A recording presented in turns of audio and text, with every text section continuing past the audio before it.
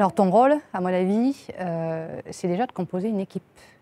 Une équipe, c'est les bonnes personnes à la bonne place, avec un bon collectif qui fonctionne bien ensemble.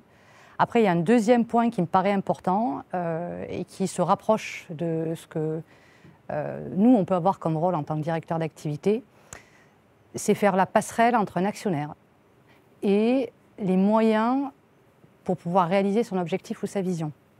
Le rôle de Farida, je pense qu'il part déjà d'un plan de développement avec une vision à long terme qu'elle doit retranscrire en étapes pour qu'en dessous, elle puisse animer ses équipes, ses différentes business units ou ses différentes filiales pour fixer des objectifs aux responsables de filiales ou aux responsables de business unit et qu'elle puisse mettre en place ses outils de pilotage pour justement réadapter, réajuster les objectifs qu'elle a à atteindre in fine pour que ces équipes comprennent déjà le sens et s'engagent dans l'atteinte de ces objectifs.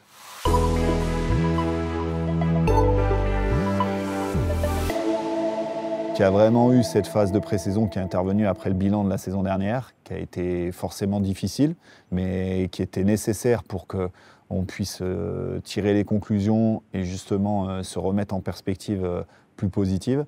Et quand on en arrive au démarrage de la saison en septembre, c'est de capitaliser sur tout ce qui a été fait. Physiquement, on arrive à un pic de forme pour justement démarrer et qu'après, on a envie d'en découdre. Et nous, on a beaucoup de choses à se faire pardonner. On n'a surtout pas envie de revivre la saison dernière.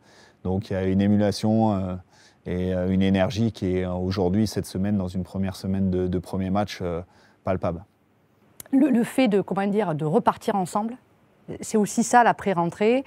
C'est une période qui est assez stimulante parce que, surtout quand on a eu des échecs, ou des choses sur lesquelles on n'était pas complètement satisfait sur la période précédente, c'est là où on remobilise les équipes, je trouve.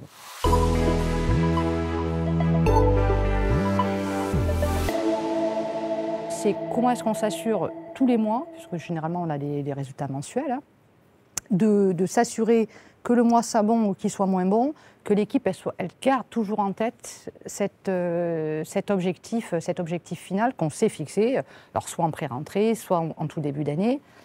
Les temps faibles que vous devez certainement avoir aussi quand on perd un match, nous aussi ça nous arrive de perdre des matchs, d'ailleurs on utilise souvent ce terme-là, quand on fait un mois qui n'est pas à la hauteur de ce qu'on voudrait, de ne pas oublier que perdre un match, ce n'est pas perdre le championnat. Juste un indicateur, la différence entre une 11e place l'année dernière, la nôtre, et une équipe du top 6, c'était une victoire. Ce qu'il faut gérer dans la performance collective et qui lie l'individuel, c'est le management aussi au quotidien. C'est maintenir une émulation dans l'équipe, parce qu'on est un métier où on est 80% du temps en formation pour 20% en production. Parce qu'on s'entraîne toute la semaine pour 80 minutes de production, où là on est jugé. Si on s'assure de la discipline sur la rigueur, de la mise en place des moyens, alors généralement, on obtient le résultat au bout. Nous, ce qui peut être frustrant, c'est que parfois, on a vraiment l'impression d'avoir maîtrisé une semaine complète, que les joueurs, ils ont fait leur job dans la performance invisible, etc. Et on va prendre un contre au bout de 3 minutes et on perd le match. Bien sûr. Et ce qu'on retient, c'est le résultat. Mais ça, c'est la spécificité du sport. Tout à l'heure, tu parlais beaucoup d'analyser quand il y a des défaites. Moi, je passe beaucoup aussi de temps à analyser nos victoires. Une bonne équipe, c'est s'assurer que tous les autres vont venir, entre guillemets, combler un petit peu le trou et puis supporter celui qui est un petit peu plus dans le dur.